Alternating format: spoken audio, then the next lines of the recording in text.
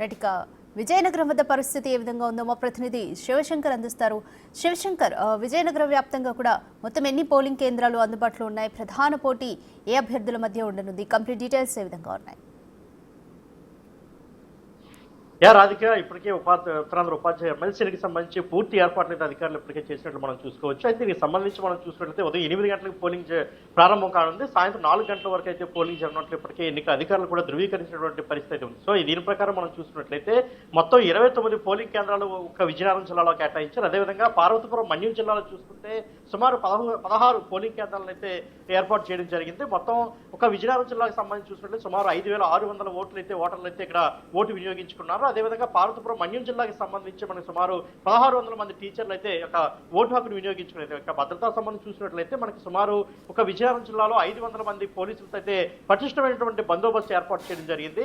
అయితే పోలింగ్ కేంద్రాల వరకు మనం చూసినట్లయితే ఓన్లీ ఒక విజయనగరంలోనే 3 పోలింగ్ కేంద్రాలు ఉన్నాయి. మిగతా మండలాల పరిధిలో మనం చూసినట్లయితే మండలానికి ఒక్కొక్క పోలింగ్ కేంద్రాన్ని చెప్పిన అయితే ఎన్నికల అధికారులు కేటాయించడం జరిగింది. పార్వతీపురం మన్యం జిల్లాకి సంబంధించి చూసినట్లయితే ఒక పార్వతీపురంలో 2 పోలింగ్ కేంద్రాలు, మిగతా మండలాల్లో ఒక్కొక్క పోలింగ్ కేంద్రాన్ని అయితే అధికారులు అయితే కేటాయించడం జరిగింది. అదేవిధంగా మనం అభ్యర్థుల పరంగా చూసుకున్నట్లయితే 3 అభ్యర్థులు కూడా అంటే ఉత్తరాంధ్ర ఎమ్మెల్సీ ఎన్నికైనప్పటికీ కూడా ఇక్కడ పోటీ ప్రధానంగా మొత్తం 10 మంది పోటీ చేస్తున్నప్పటికీ కేవలం 3 మధ్యనే ప్రధానమైన పోటీ అయితే ఉండనుంది.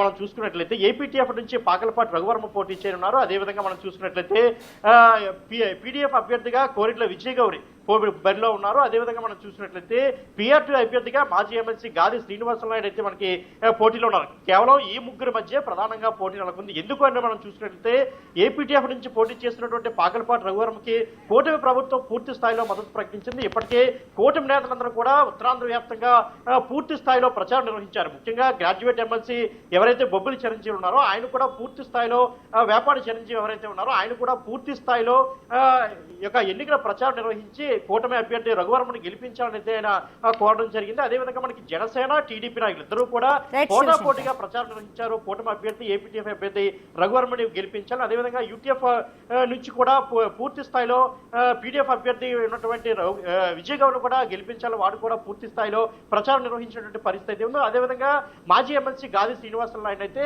వైఎస్ఆర్సీపీ పూర్తి స్థాయిలో ఆయనకి సపోర్ట్ చేస్తుంది. అదేవిధంగా కొంతమంది ప్రైవేట్ విద్యా సంస్థలు కూడా ఆయనకి మద్దతు తెలుపుతున్నట్లు తెలుస్తా ఉంది. Thank you Shivshankar.